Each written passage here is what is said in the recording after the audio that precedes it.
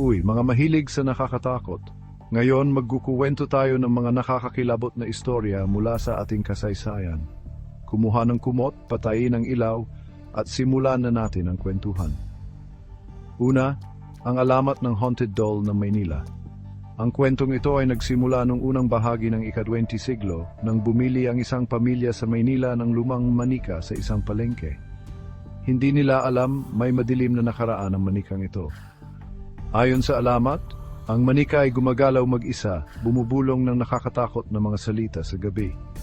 Nakita daw ng pamilya na sinusundan sila ng mga mata nito at nakakarinig ng mahinang hagikik kahit walang tao. Lumipas ang panahon, tumakas ang pamilya sa kanilang bahay, iniwan ang manika. Hanggang ngayon, walang nakakaalam kung saan ito napunta. Nakakatakot, di ba? Sunod, ang Fort Santiago. Matatagpuan sa Intramuros, Maynila. Ang kuta na ito ay nasaksihan ng hindi mabilang na labanan at pagkabilanggo. Ngunit ang mga multo ang pinag-uusapan ng mga tao.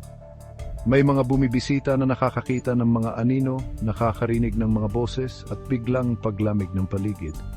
Isa sa mga sikat na kwento ay ang isang sundalo na nagpapakita sa gabi, nakatayo at nagbabantay na parang malungkot. Sabi nila ang espiritu niya ay nakulong at patuloy na pinoprotektahan ang kuta kahit sa kamatayan. Ngayon, punta naman tayo sa Mountain Province.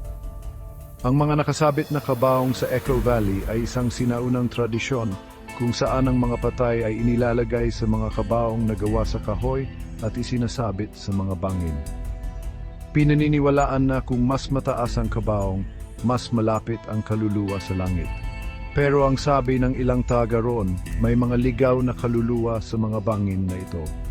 May naririnig daw silang mga bulong na dala ng hangin at nakakakita ng mga multo sa dapit hapon. Maganda ang tanawin pero nakakatakot pa rin. At siyempre, hindi natin makakalimutan ang Balete Drive sa Quezon City. Kilala ang kalsadang ito dahil sa mga multong nagpapakita, lalo na ang White Lady. Ayon sa alamat, isa siyang babaeng namatay sa isang aksidente sa mismong kalsadang ito. May mga driver na nakakakita sa kanya na nakatayo sa gilid ng kalsada, nakaputi. Ang sabi ng iba, bigla na lang siyang sumusulpot sa likod ng sasakyan pero nawawala kapag tumingin ang driver sa salamin. Siguradong mapapaisip ka kung magdadrive ka mag-isa sa gabi. Ano nga ba ang aral ng mga kwentong ito?